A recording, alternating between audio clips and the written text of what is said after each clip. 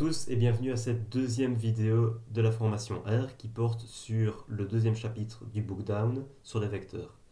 Alors avant de parler de ce chapitre, vous voyez que j'ai bougé de panneau, je ne travaille plus dans la console, mais je travaille à travers un script. Alors il est tout à fait possible que vous n'ayez pas ce panneau, c'est tout simplement parce que vous n'avez pas de script ouvert. Donc je vais fermer mon script pour vous montrer. Vous voyez dans ce cas que le panneau disparaît. Et donc pour régler ce problème, évidemment, vous allez vous créer un nouveau script. Pour ce faire, vous allez ici et puis sur RScript. Et donc ceci va vous ouvrir un nouveau script. Il y a une autre façon de le faire, c'est tout simplement d'aller ici dans File, New File, RScript. Alors ça c'est pour ouvrir un nouveau script. Ce que vous voudrez faire aussi, et c'est ce que je vais faire pour récupérer mon script, c'est aller en chercher un sur votre PC. Et donc, tout simplement, en cliquant sur l'enveloppe ici, vous allez ouvrir votre explorateur de fichiers. Chez moi, c'est Ubuntu. Évidemment, sur Windows ou sous Mac, c'est pareil. C'est juste un petit peu différent au niveau de l'affichage. Et puis, vous pouvez ouvrir votre fichier. Pour sauvegarder, vous avez la disquette ici. Alors encore une fois, il y a moyen de passer par le menu File, il y a des raccourcis qui sont proposés lorsque vous passez votre souris sur l'icône, donc je vous laisse découvrir ça par vous-même. Donc toujours est-il qu'on a un script qui est ouvert, et vous voyez que ce script est structuré. J'ai inclus une sorte de titre, il y a des commentaires partout, et donc ça me permet de vous introduire comment on fait des commentaires en R. Bien les commentaires, c'est tout ce qui se trouve en vert ici, et qui suit une dièse, donc un hashtag. Donc dès que vous mettez un hashtag, tout ce qui suit le hashtag va être considéré par R comme un commentaire. Et donc en pratique, ça veut dire que si vous exécutez la ligne en question, celle-ci ne générera rien du tout. Donc il n'y a rien qui serait calculé par R.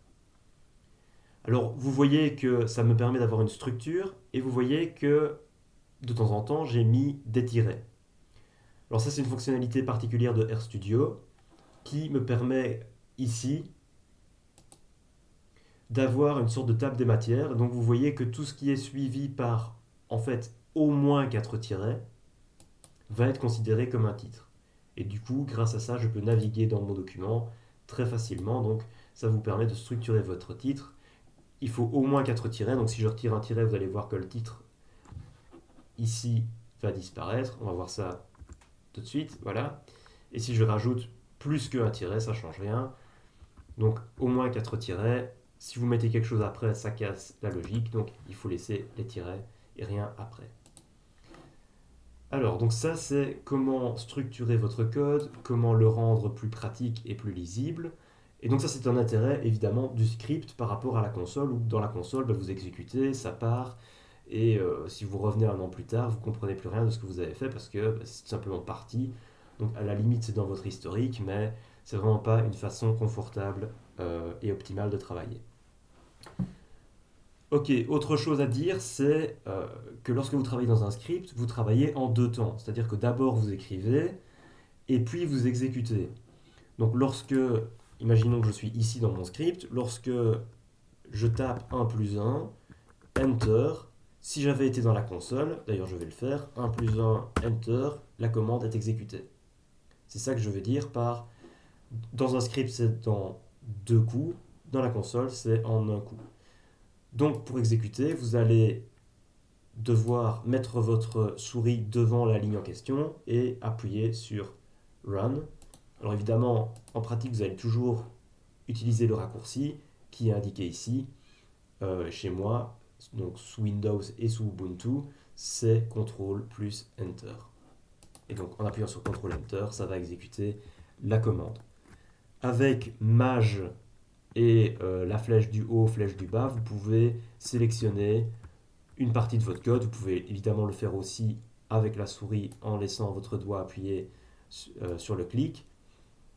Et donc tout ceci va vous permettre d'exécuter une partie de votre code.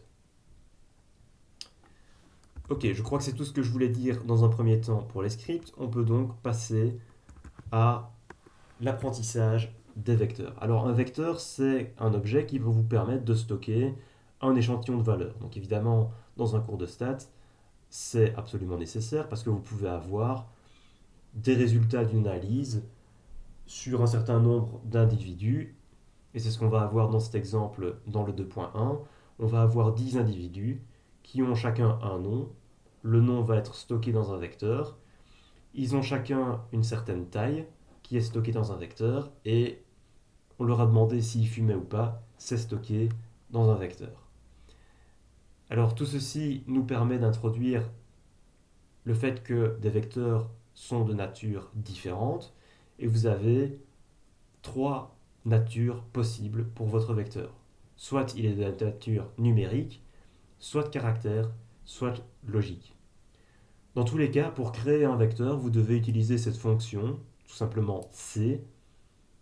Lorsque vous avez une fonction, vous avez toujours les parenthèses, et à l'intérieur des parenthèses, vous avez chaque élément de votre vecteur, et ceux-ci sont séparés par une virgule. Donc ce que je fais lorsque j'exécute cette commande, c'est créer un vecteur de type numérique, dont la première valeur est 167, la deuxième 192, etc. jusqu'à 170. La fonction str vous permet d'avoir des informations très basiques sur votre vecteur. Vous voyez d'ailleurs, les résultats s'affichent ici dans la console, hein, donc regardez bien dans la console les résultats qui sont affichés au fur et à mesure de la vidéo. Et vous voyez donc que c'est un vecteur de type numérique qui va de 1 jusqu'à 10 au niveau des indices, donc c'est un vecteur de taille 10, et la première valeur est 167, la dernière valeur est 170. J'en profite pour signaler que la première position est 1. C'est contraire à d'autres logiciels, par exemple C, par exemple Python, où la première position est la position 0. Donc un vecteur de taille 10, ça sera un vecteur qui va, en termes de position, de 0 à 9. En R, ça commence à 1 et ça termine à, évidemment, la taille du vecteur, ici 10. Une autre fonction intéressante, c'est la fonction length qui vous donne la taille du vecteur. Comme je l'ai dit, c'est un vecteur de taille 10. Pour créer un vecteur de type caractère, c'est exactement le même principe, à part que vous devez tenir compte du fait que pour créer un objet de type caractère, vous devez bien ajouter les guillemets.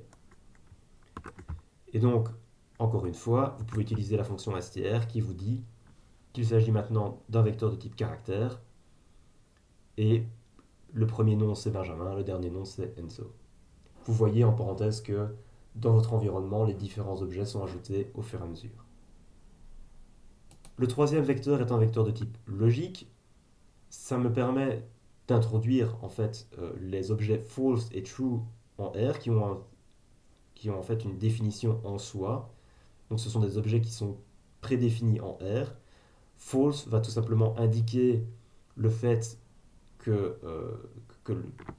va tout simplement indiquer un faux, donc une sorte de zéro, et true va indiquer un vrai d'un point de vue logique. Et donc ici, on va utiliser ça pour indiquer si l'individu fume ou pas.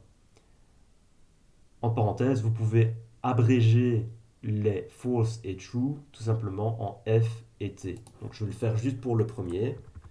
Je pourrais le faire pour tous. Ça va me donner exactement le même résultat. Vous voyez que maintenant vous avez un objet de type logique dont la première valeur est false. Et puis vous avez une succession de false et de true.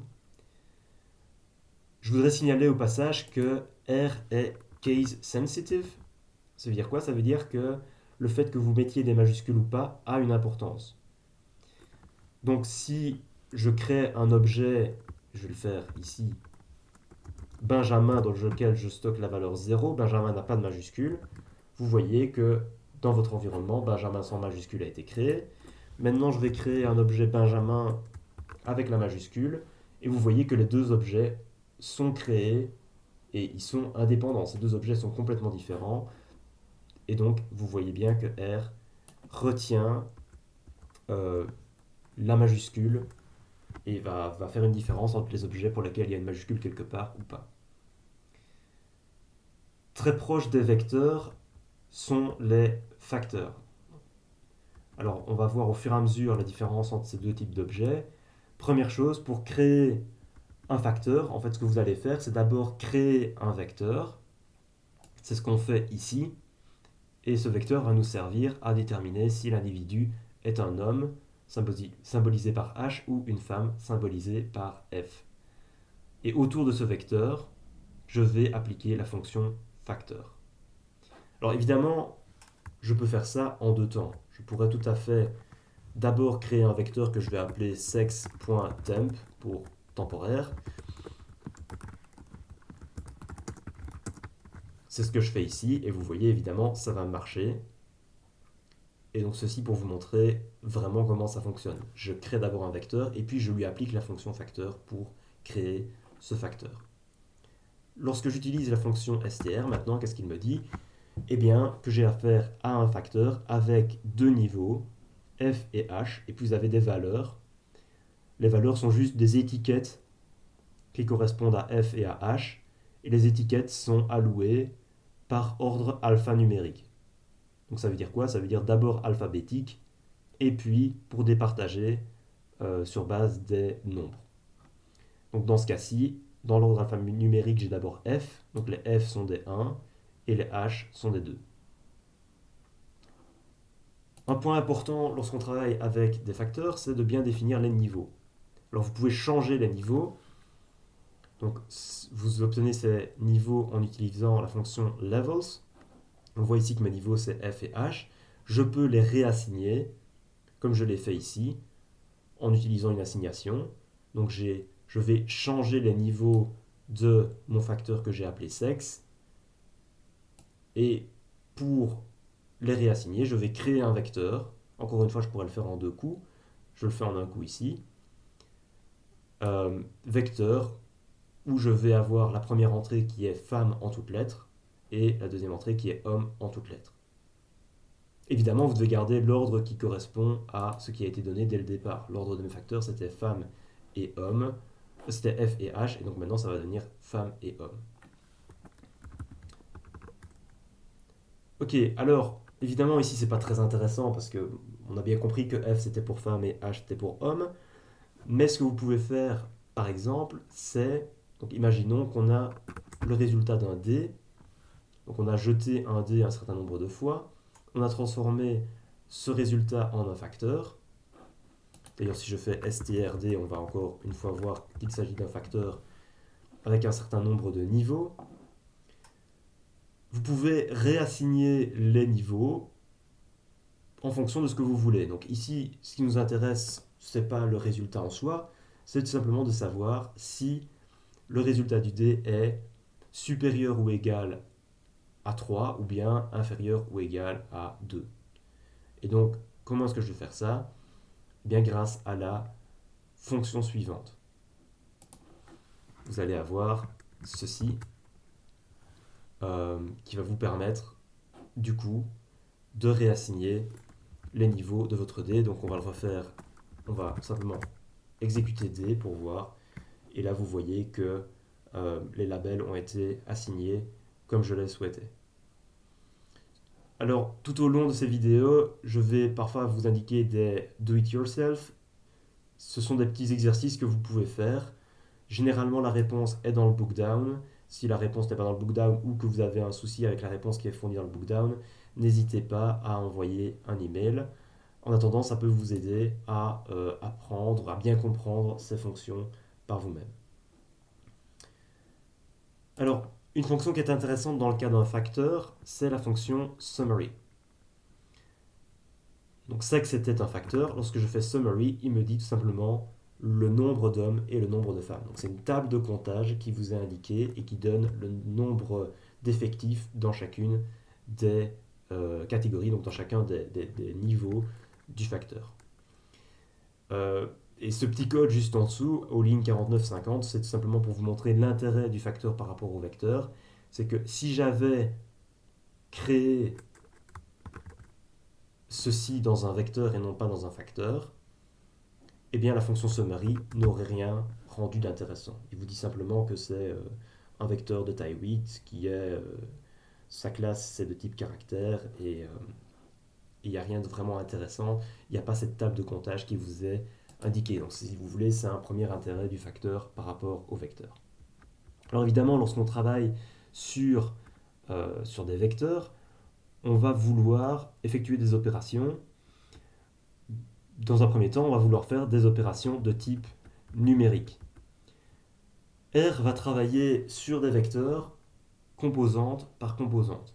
Ce que je veux dire par là, c'est que si on applique par exemple la fonction log à mon vecteur taille, eh bien il va appliquer la fonction log au premier élément de mon vecteur, au deuxième élément de mon vecteur, au troisième élément de mon vecteur, et ce qui va me ressortir, c'est un vecteur à nouveau qui va reprendre les résultats du log effectué sur chacun des éléments de mon vecteur. Donc vous voyez qu'en sortie, j'ai bien un vecteur de taille 10 qui a appliqué le log à chacun des éléments de mon vecteur taille. Le principe est le même si vous impliquez plusieurs vecteurs dans vos opérations. Donc ici, on a un vecteur poids et qu'on a défini. Il y a le vecteur taille qui était déjà défini et on va vouloir calculer l'indice de masse corporelle qui est défini sur base de cette formule. Et donc ce que R va faire, c'est que il va calculer composante par composante et donc il va prendre le poids du premier individu, la taille du premier individu et utiliser la formule qui est là, calculer son IMC et ça nous donnera le premier élément de ce vecteur. Et ainsi de suite pour chaque individu. Et donc en sortie, j'ai à nouveau un vecteur de taille 10 qui reprend les résultats du calcul de l'IMC pour chaque individu. Ici, c'est facile. On a deux vecteurs qui sont de même taille. Poids et taille sont deux vecteurs de taille 10. La question immédiate qui se pose, c'est qu'est-ce qui se passe si je fais face à des vecteurs de taille différente? Et c'est ce qu'on va appeler la règle de recyclage. L'exemple le plus simple, c'est de se dire qu'on a d'une part un vecteur de taille 10 par exemple, peu importe, et de l'autre côté un scalaire, ici 20. Et donc ce que R va faire lorsque je lui présente cette opération, donc taille plus 20, c'est tout simplement qu'il va recycler la valeur 20 autant de fois que nécessaire. C'est pourquoi le résultat de ces deux lignes est exactement le même. Donc ce que R fait en interne, si vous voulez, c'est le résultat de cette ligne. Donc il va reproduire la valeur 20 10 fois et l'ajouter au vecteur taille. Exemple 2, un tout petit peu plus compliqué. J'ai maintenant face à moi toujours le vecteur taille auquel j'ajoute maintenant un vecteur de taille 2 dont la première entrée est 0 et la deuxième entrée est 20. Le principe de recyclage est toujours le même, c'est-à-dire que R va recycler le vecteur le plus petit autant de fois que nécessaire. C'est pourquoi ces deux lignes sont exactement, donnent en tout cas des résultats similaires, donnent les mêmes résultats. Et donc, dans ce cas-ci, le vecteur 0,20 est recyclé 5 fois. Exemple un petit peu plus compliqué maintenant, j'ai face à moi un vecteur qui est de taille 3. Alors pourquoi est-ce que c'est plus compliqué? Tout simplement parce que le vecteur taille n'est plus multiple du vecteur le plus petit. Donc le vecteur le plus grand n'est plus multiple du vecteur le plus petit. Et lorsque j'exécute ma commande, qu'est-ce qui va se passer? Vous voyez dans la console que j'ai un message en rouge. Alors j'en profite pour signaler que ce n'est pas une erreur, c'est un message d'avertissement. Un message d'erreur va empêcher votre code de tourner. Lorsque vous avez un message d'erreur, la ligne que vous allez exécuter n'est pas exécutée. Lorsque vous avez un message d'avertissement, votre ligne de commande a été exécutée, mais R vous signale que peut-être que vous avez fait une erreur quelque part. Et il vous précise quelque part la nature de son interrogation. Et donc, qu'est-ce qu'il vous dit ici? Il vous dit, attention, la taille de l'objet le plus long n'est pas multiple de la taille de l'objet le plus court. Ce qui est exactement ce que j'ai dit. Mais donc, il a quand même exécuté, et qu'est-ce qu'il a fait? Toujours la même chose, il a recyclé autant de fois qu'il en avait besoin. C'est pourquoi ces deux lignes sont similaires, en tout cas, elles produisent des résultats similaires. Et donc, qu'est-ce qu'il a fait? Il a recyclé 3 fois le vecteur 0,21, et puis évidemment, il lui manquait une valeur, il a repris la première valeur, 0. Est-ce que c'est bien, est-ce que c'est mal? Disons que chaque logiciel doit arriver à une règle pour pouvoir gérer ce genre de situation, et en tout cas, c'est de cette façon que R règle cette situation. Une autre chose que vous pouvez vous demander de faire avec des vecteurs, c'est de les combiner. La première chose que vous pouvez vous demander, c'est comment ajouter des valeurs à votre vecteur. Donc, on a maintenant des individus en plus qui sont rajoutés à notre enquête et on voudrait inscrire leur taille sans devoir tout retaper. Comment est-ce qu'on le fait? Toujours avec la même fonction C qui vous permet d'ajouter des valeurs à un vecteur, qui vous permet de combiner deux vecteurs. C'est ce que j'ai fait en fait dans les lignes juste en dessous ici. Donc ce que vous voyez, c'est que j'ai d'abord créé un deuxième vecteur taille 2 dans lequel j'ai stocké les valeurs que je voulais ajouter et ensuite j'ai combiné le vecteur taille et le vecteur taille 2 en utilisant la fonction C. Du coup, ces deux lignes, donc la ligne 83 et la ligne 87, sont exactement équivalentes. Alors, une question qu'on peut se poser, c'est ce que R fait lorsque on mixe des natures différentes dans un même vecteur. Donc si je mets du caractère avec du numérique, avec du logique, qu'est-ce que R fait? Eh bien, il est forcé d'avoir une logique de priorité. Et c'est ce qu'il fait lorsque on exécute la ligne 94. On voit qu'on a maintenant un vecteur de type caractère, tout simplement parce que le caractère prend le pas sur le numérique. Et donc on a maintenant 1, 2 et 3 qui sont pris comme des caractères. Si maintenant je mixe du numérique et du logique, ce qui se passe, c'est que le logique va être transformé en numérique. Et donc vous avez maintenant un vecteur test2 qui est un vecteur de type numérique. Et vous voyez que la valeur true a été transformée en 1. Si j'avais mis false, j'aurais eu 0. Donc l'ordre de priorité, c'est le plus faible est le logique, puis vous avez le numérique, et le plus fort est le caractère. Donc évidemment, dans le troisième exemple, si je mixe du logique et du caractère, vous allez avoir un vecteur de type caractère, ou bien ou ici, false et true sont laissés comme des caractères. Alors, une conséquence de ceci, c'est que vous pouvez inclure des vecteurs logiques directement dans des opérations numériques. C'est ce qu'on a fait ici. Donc on a un vecteur de taille 4 qui est un vecteur logique avec deux faux et puis deux vrais. Puis on a un vecteur numérique 0, 1, 2, 3. Lorsque j'additionne ces deux vecteurs, l'addition se fait exactement comme à la ligne 105, c'est-à-dire que les fausses sont transformées en 0 et les true sont transformées en vrai. Du coup, à la ligne 107, on vous demande d'utiliser cette logique pour créer une nouvelle variable. Cette variable correspond à une sorte de bonus, de prix, qui est donné aux personnes qui ne fument pas. Donc ce qu'on veut que vous fassiez, c'est définir une variable qu'on appelle prix, et qui aura comme entrée soit des 0, soit des 10, des 0 pour les personnes qui ne fument pas, des 10 pour les personnes qui fument, et vous pouvez le faire très facilement en utilisant la logique que je viens d'expliquer. En stats, on a souvent des individus qui oublient ou refusent de donner leurs informations. C'est ce qu'on appelle des valeurs manquantes. Ici, dans notre cas, on pourrait avoir que le deuxième individu, celui qui a une taille qu'on peut aller voir ici, 292. Cet individu, imaginons qu'il refuse de répondre. Alors dans ce cas-là, on pourrait simplement ne pas indiquer cette valeur et donc sauter la valeur 292. On aurait donc un vecteur qui passe de 167 directement à 173. Et vous aurez donc un vecteur de taille 9. Ceci est une très mauvaise idée. Alors je vous laisse réfléchir à la raison, mais on va la voir dans quelques instants. Je vais d'abord vous montrer ce qu'on va faire pour indiquer les valeurs manquantes. Donc au lieu de zapper l'observation, on va explicitement indiquer qu'il y a une valeur manquante en utilisant l'objet prédéfini en R, NA, qui sert à indiquer une valeur manquante. Et donc on aura toujours un vecteur de taille 10. Ce vecteur de taille 10 va simplement avoir une de ses entrées qui est un NA. Alors en termes de structure, évidemment, ça ne va pas changer la nature de mon objet,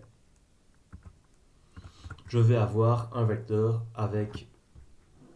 numérique avec 9 valeurs qui sont indiquées ici. En parenthèse, dès le départ, on avait 9 valeurs, tout simplement parce que j'ai repris le vecteur taille 2 ici où j'ai mis un NA. Donc pour être plus logique, je vais plutôt reprendre le contenu du vecteur taille au départ pour avoir un vecteur de taille 10. Donc je dois rajouter l'observation NA ici. Et donc au final, j'ai bien un vecteur de taille 10. Désolé pour cette confusion. C'est parce que j'avais repris le vecteur de taille 2, j'avais remplacé le 173 par NA. Ok, une petite confusion à éviter, c'est entre NA et NaN. Donc c'est deux objets qui sont prédéfinis en R. NaN arrive lorsque vous effectuez une opération du type 0 par 0, par exemple. Et donc là, vous avez NaN qui veut dire not a number. Donc c'est lorsque vous avez ce genre d'opération, vous avez NaN, donc à ne pas confondre avec Na, c'est tout à fait différent, évidemment. Ok, opération de type numérique, c'est fait. On va parler maintenant d'opérations logiques et d'opérations de comparaison. Encore une fois, je rappelle, R agit composante par composante. Et avant de voir comment il agit, eh bien, on doit voir les opérateurs logiques. Donc, comment est-ce qu'ils sont indiqués en R? Les trois opérateurs logiques qui vont nous intéresser, c'est le et, le ou et la négation, le pas. Le et se fait avec ce symbole-ci, c'est une aspérule en fait. Le ou se fait avec une barre verticale et le pas se fait avec un point d'exclamation. Et donc, encore une fois, je le répète, R agit composante par composante. J'ai donc un premier vecteur faux, vrai, faux. Un deuxième vecteur faux, vrai, vrai. Donc c'est juste pour l'exemple. Et je vais, pour l'exemple, d'abord regarder x et y. Et on voit que le résultat, c'est un vecteur de taille 3, hein, puisqu'il agit composante par composante. Et donc pour la première composante, il fait faux et faux, c'est faux. Vrai et vrai, c'est vrai. Faux et vrai, c'est faux. Par contre, si je fais le ou maintenant, x ou y, je vais avoir faux, vrai, vrai, puisque faux ou vrai, ça donne vrai. Est-ce que est-ce que la condition ici ou bien celle-ci est vraie? Oui, c'est bien le cas. C'est ça que ça vous donne. Si je regarde maintenant la négation, j'ai tout simplement l'inverse du vecteur x. Et je peux faire la même chose évidemment pour le vecteur y. Et donc je vais avoir, au lieu d'avoir faux, vrai, faux, je vais avoir vrai, faux, vrai. Au niveau des opérateurs de comparaison, vous avez 4 opérateurs qui sont indiqués ici. Le test d'égalité se fait avec le double égal. Le test de différence se fait avec le point d'exclamation qui correspond à la négation et puis le égal. Strictement supérieur avec le symbole strictement supérieur habituel. Supérieur ou égal, c'est le sigle strictement supérieur et puis le égal. Évidemment, si vous faites égal et puis le sigle strictement supérieur, ça ne marchera pas, donc ça ne marchera pas. Si jamais vous oubliez un jour, un petit moyen mémotechnique, c'est que l'ordre est l'ordre tout simplement que vous utilisez lorsque vous parlez. On dit bien plus grand ou égal, et c'est pour ça que c'est plus grand, et puis le égal. Maintenant, le principe est exactement le même que précédemment. Je définis deux vecteurs qui sont maintenant des vecteurs numériques. Et encore une fois, R agit composante par composante. Donc j'ai des vecteurs de taille 4, le résultat ça va être un vecteur de taille 4. X égale Y, vous voyez, pour la première composante c'est bien vrai puisque j'ai 1 dans les deux cas. Pour les deux autres composantes ça va être faux, et pour la dernière composante ça va être vrai. Si je fais X différent de Y, ça va être exactement l'inverse. Si je fais X strictement plus grand que Y, vous avez compris, j'aurai seulement un vrai qui se trouve à la deuxième position, le reste sera faux. Attention à ne pas confondre l'égalité simple et l'égalité double. L'égalité double est utilisée comme symbole de test d'égalité, donc comme opérateur de comparaison. Donc c'est ce qu'on avait fait ici. Je le renote. X double égale Y me donne un opérateur de comparaison. Si je mets un égal simple, je l'ai dit lors de la première vidéo, c'est une assignation. Donc vous allez voir, regardez le vecteur X ici, vous allez voir, il va changer, il va être simplement réassigné, puisque je vais lui assigner la valeur qui est stockée dans le vecteur Y.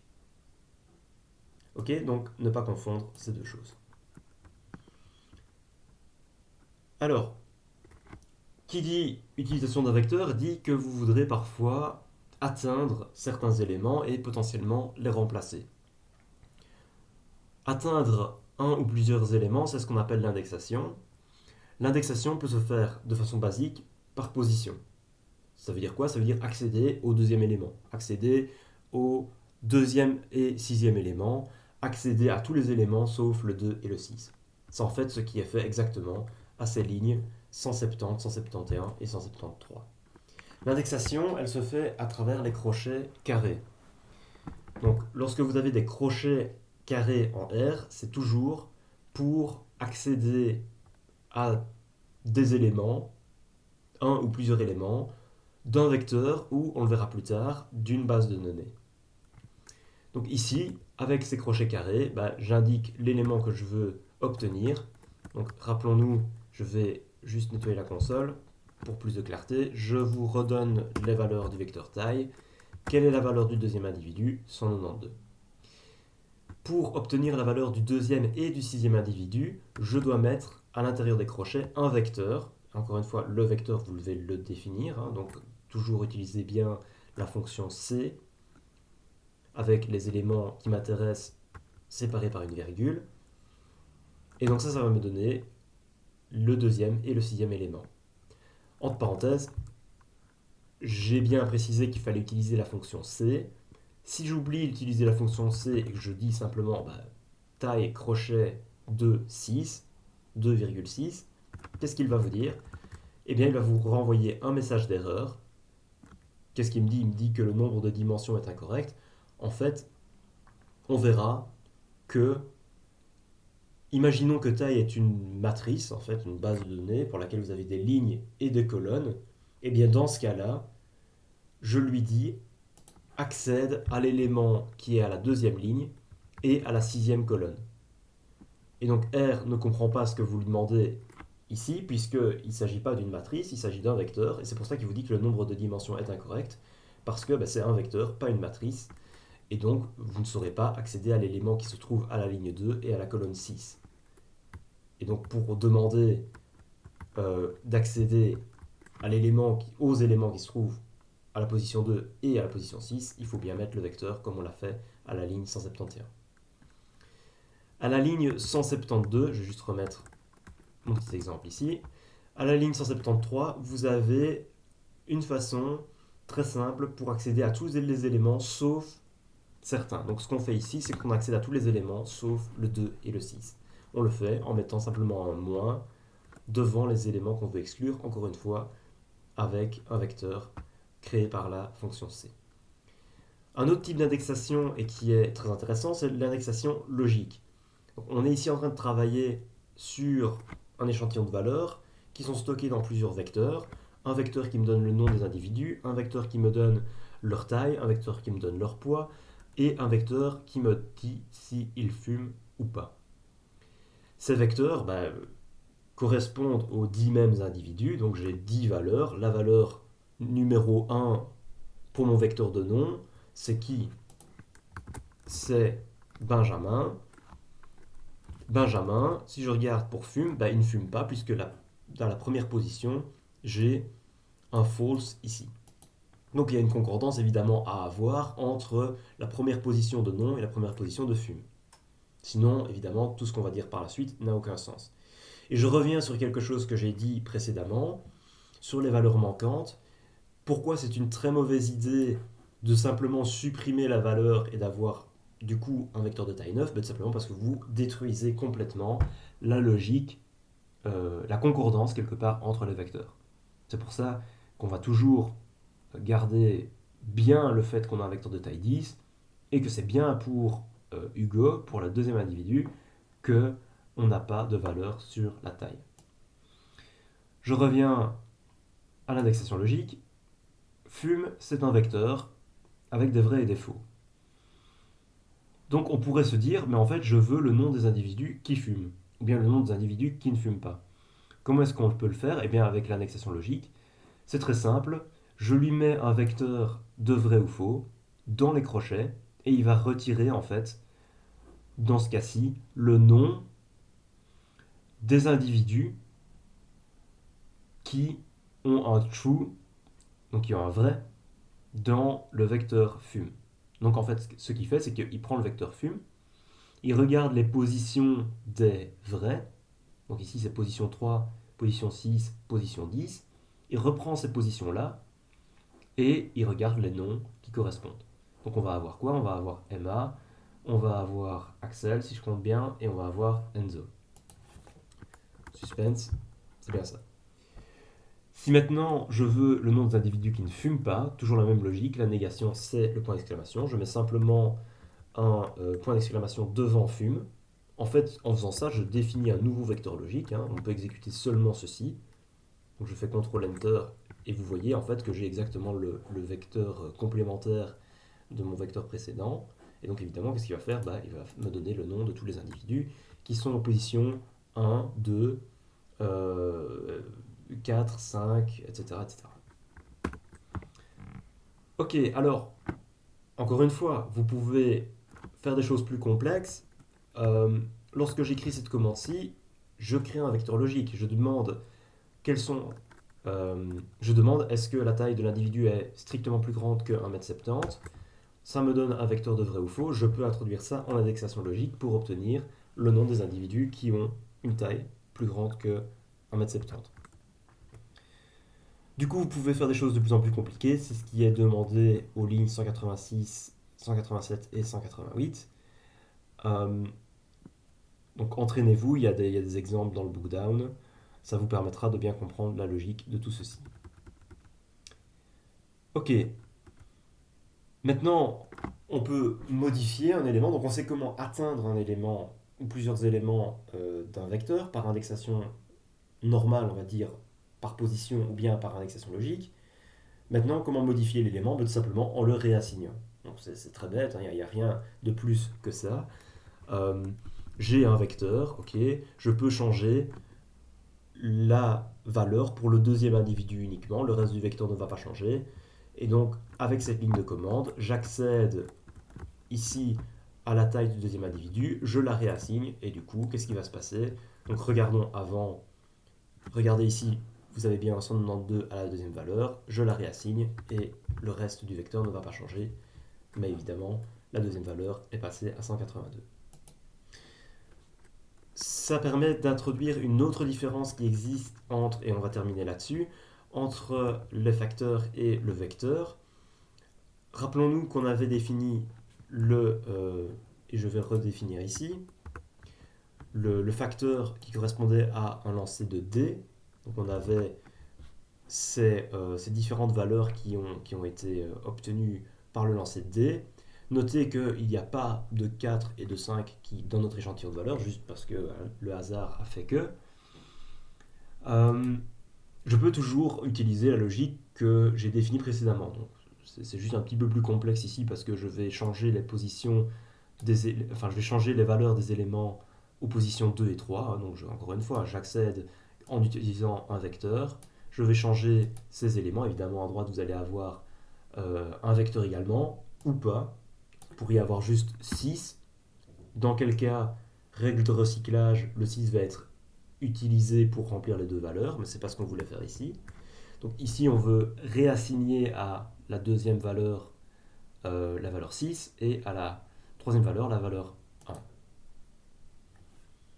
Donc si j'effectue ceci, pas de souci, vous pouvez aller voir, hein, il a bien effectué le changement, les valeurs ont bien changé, comme voulu. Par contre, maintenant, ce qu'on va faire, c'est qu'on va vouloir changer pour la valeur 4. Alors, quelle est la particularité de la valeur 4? eh bien, elles n'étaient pas dans les valeurs de départ. Et là, vous avez un avertissement, encore une fois, ce n'est pas une erreur. Euh, que vous dit l'avertissement? Il vous dit invalid factor level and age generated. Donc ça veut dire quoi? Ça veut dire que le niveau du facteur n'était pas valide et qu'une valeur manquante a été générée. Si on voit maintenant le résultat de D, vous voyez que à la place des positions 2 et 3, vous avez un NA qui a été généré.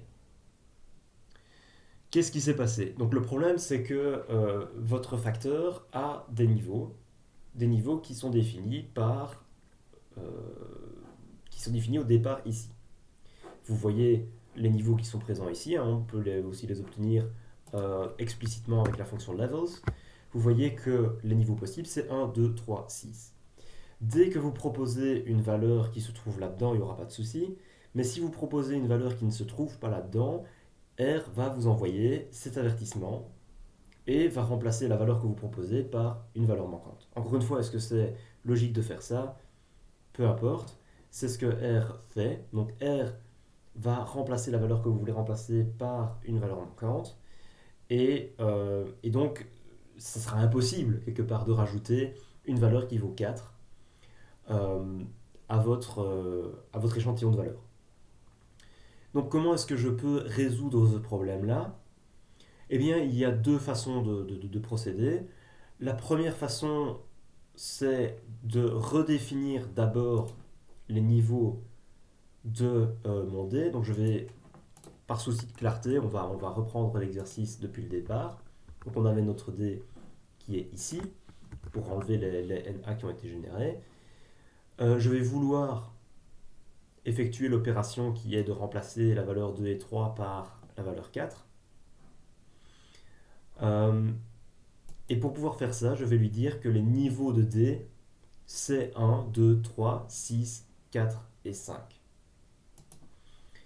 Et si je fais ça, vous allez voir que du coup, je n'aurai pas de problème. Et pourquoi est-ce que je n'ai pas de problème? Parce que 4 est une valeur possible de mes niveaux. Chose très importante à préciser, c'est que l'ordre ici est crucial. Il n'est pas du tout logique, mais il est crucial. Vous devez bien mettre 1, 2, 3, 6, 4, 5 ici. Pourquoi? Parce que 1, 2, 3, 6, ce sont les niveaux qui ont déjà été créés, et là, vous en avez rajouté des nouveaux. Si je n'avais pas fait ça, qu'est-ce qui se serait passé? J'aurais complètement cassé la logique de départ. On va le faire. Je vais vous montrer en live ce qui se passe. On recommence. Donc D, c'est mon niveau de départ, hein, donc mon facteur avec ses niveaux de départ. Je vais prendre cette commande-là. Je vais maintenant faire 1, 2, 3, 4, 5, 6. Ce qui est ce que vous aurez peut-être fait, on va dire le plus naturellement. Regardez bien, hop. Je ne redéfinis même pas ici, je ne vous rends pas la tête avec ça. Le but n'est pas de vous montrer ceci. C'est de vous montrer ce qui s'est passé en redéfinissant les niveaux. Vous voyez, en fait, j'ai redéfini en fait le label de mes niveaux. Donc j'en ai créé deux, effectivement, puisque je suis passé de 4 niveaux à 6 niveaux. Mais ce que vous dites à R, c'est que le niveau qui était le premier niveau, bah, vous le rappelez 1. Le niveau qui était le deuxième niveau, vous l'appelez 2. Le troisième niveau, vous l'appelez 3. Le quatrième niveau, vous l'appelez 4. Et le cinquième niveau, qui sont les niveaux créés, le cinquième et sixième niveau, vous les appelez 5 et 6. Mais le quatrième niveau, c'était celui qui correspondait à un 6. Donc ce que R fait, c'est que ce qui était un 6 avant, il appelle ça maintenant un 4. Et donc, évidemment, vous avez effectué une opération qui était absolument indésirable. C'est pour ça que l'ordre a une importance cruciale dans cette opération. Alors ça peut paraître un peu contre-intuitif, c'est pour ça qu'il y a une autre façon de faire. C'est dès le départ, ça vous évite ce problème-là, d'utiliser l'argument levels dans votre facteur et de lui dire les levels, ce sont quoi? Ben, c'est 1, 2, 3, 4, 5, 6. Si je fais ça, il ne va pas y avoir de souci, puisque dès le départ, vous lui dites que les niveaux c'est 1, 2, 3, 4, 5, 6. 4 et 5 n'interviennent pas, mais il s'en fout. il va quand même accepter évidemment l'opération. Vous regardez le dé qui est créé. Vous avez un facteur qui est créé avec les niveaux 1, 2, 3, 4, 5, 6. Et évidemment, il n'y a pas de problème. Il n'y a pas eu de transformation ici des 6 en 4 parce qu'il n'y a pas eu de. Vous avez fait ça dès le départ. C'est pas une redéfinition des niveaux, c'est une définition dès le départ. Donc, moi, ce que je vous conseille, c'est de passer par cette construction. Donc, ça veut dire quoi? Ça veut dire de faire attention dès le départ, quand vous créez un facteur, à, à bien définir tous les niveaux qui vont apparaître, qui peuvent apparaître par la suite, et pas juste les valeurs que vous avez à l'heure actuelle. Parce que par défaut, ce que R fait, c'est que pour créer ces niveaux, bah, il regarde toutes les valeurs différentes qui existent dans votre facteur, et c'est ça qu'il prend comme niveau. Donc s'il n'y a pas de 4 et de 5, bah, il ne met pas de 4 et de 5 dans les niveaux. Voilà, c'est par ça que je voulais clôturer, donc c'est la fin de cette deuxième vidéo. N'oubliez pas qu'il y a des exercices dans le bookdown, je vous invite à les faire, je ne vais pas les corriger ici. C'est plus intéressant que vous les fassiez par vous-même et que vous reveniez vers moi en cas de problème. J'ai ajouté à la fin de ce script, et je le ferai de temps en temps, pas nécessairement à chaque chapitre, des fonctions euh, que vous pouvez consulter. En tapant ceci, vous allez accéder à l'aide de la fonction. C'est un petit spoiler sur le chapitre 3 où je vous explique vraiment en détail comment marchent les fonctions, comment accéder à l'aide, etc.